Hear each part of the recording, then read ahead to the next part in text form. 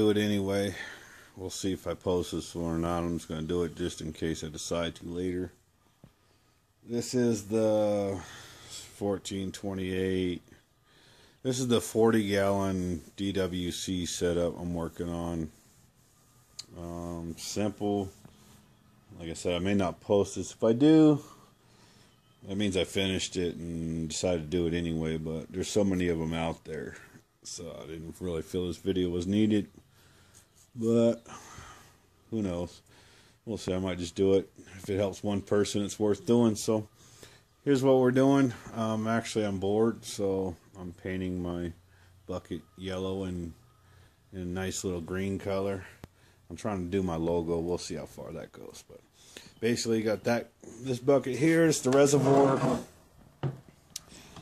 This reservoir is 12.5 or 12.2 US gallons. This is the reservoir. That's going to flow into these here, 7-gallon. You can see, well, let's see if I can get a good enough view of that. That's a 5-gallon, which is actually about 4.5. It's the China version of 5 gallons, so it's like 4.5. It's kind of like, you know, getting a Big Mac nowadays is half the size. But there's the 7 gallons we're going to use. These are, I just want to put it bluntly, badass buckets. I'm actually considering in the future trying to auto plant in these, being at how long they are. You can see the height difference here. There you go. 5 wannabe gallons on the right, and there's the 7. It may be 7.2 or 7.1.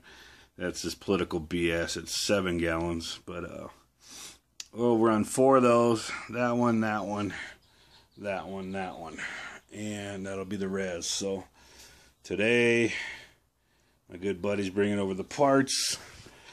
There's the hose. That's going to be for the measuring tubes. There's the grommets.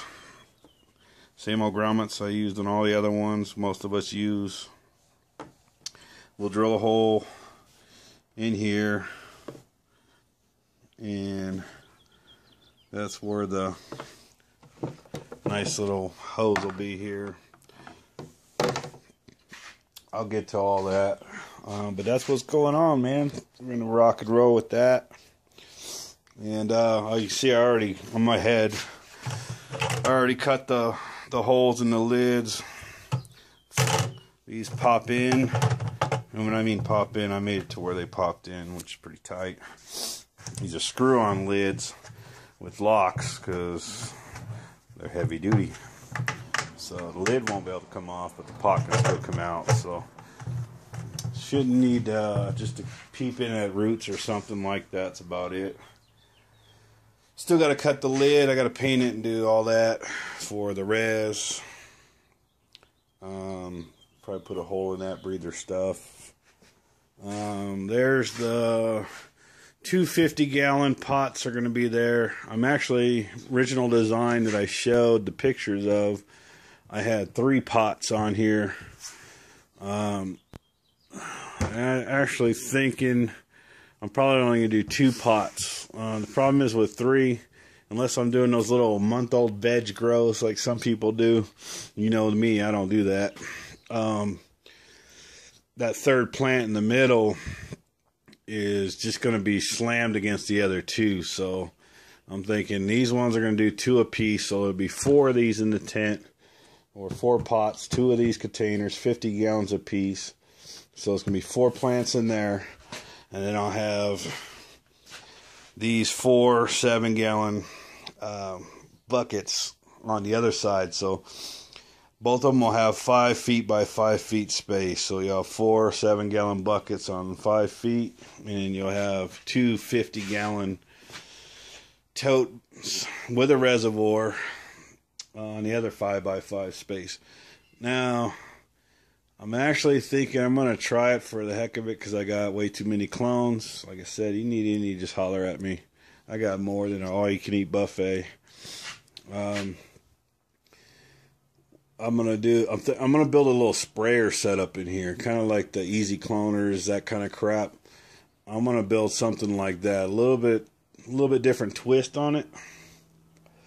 I'm actually gonna, instead of spraying from the bottom up, I'm actually gonna take some PVC and go across the bottom, but I'm actually gonna come up, and the sprayers are gonna be going this way towards the plants on both sides, and I'm probably going to have it going all the way across the top spraying because the roots are going to go down and just bury all the sprayer heads on the bottom. So we're going to try a side and a top spray down on the roots and do a sprayer style.